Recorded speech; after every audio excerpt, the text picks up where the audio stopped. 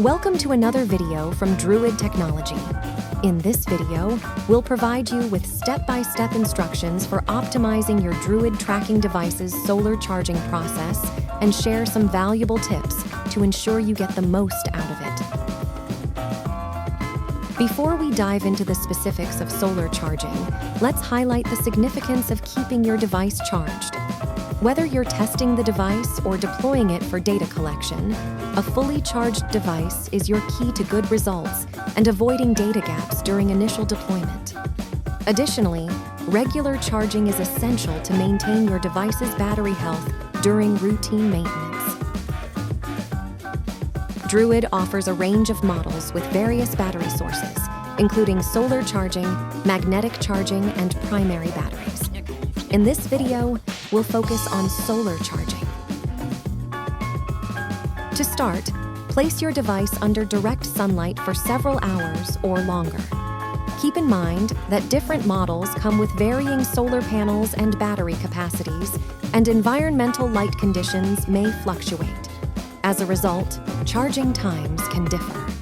For precise charging times, consult the FAQ section in our online help.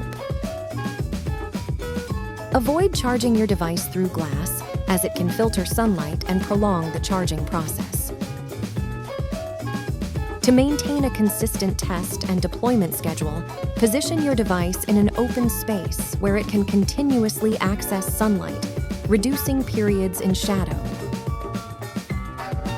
During warm seasons, avoid placing your device directly on concrete, rock, or metal surfaces. High surface temperatures, which can exceed 80, have the potential to cause permanent damage. It is suggested to place the device on foamed plastic. When deployed on animals, the device's temperature is regulated by the animal's body and remains safe.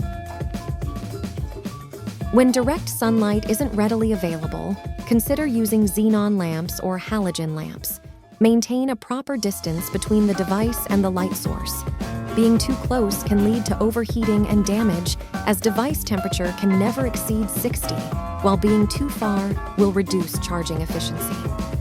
Based on experience, it takes 20 hours to fully charge a 40 mAh battery using a 100-watt xenon lamp with 15 centimeter distance.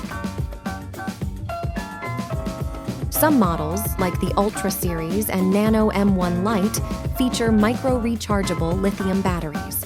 If your battery enters a sleeping mode after prolonged shipment with zero light, here are two ways to wake it up. The first is to place the device under direct sunlight, which is around 80,000 lux, for over 30 minutes. This will activate the battery, and it will continue charging until fully charged. The second is to use a convex lens to focus sunlight on the solar panel for about 10 seconds to awaken the battery when you don't have access to strong sunlight. Then continue regular charging under sunlight until fully charged. After charging, if you are not sure if the battery has been properly charged, there is an easy way that you can check. Launch the Ecotopia app and navigate to the Interlink page. Wait for the Ecotopia app to detect your devices. When a device changes from gray to highlighted color, you will see the battery level. A battery level over 4 volt indicates a fully charged device.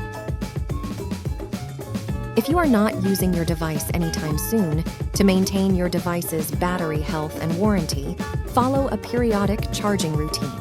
For models like Ultra and Nano P1 Lite, charge at least once every 2 weeks. For models like Nano, Mini, Interex, and Flex 2, charge every 4 weeks.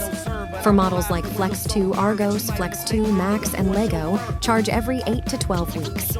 During this process, there's no need to change the device's status. Simply turn it on, synchronize data, and then turn it off for storage. By following these instructions and best practices, you'll ensure your Druid tracking device remains reliable, fully charged, and ready for your tracking needs. If you have any questions or need further assistance, refer to the online help section of Ecotopia. You can also reach our customer support through the Interlink Go app or email. Thank you for watching. See you next time.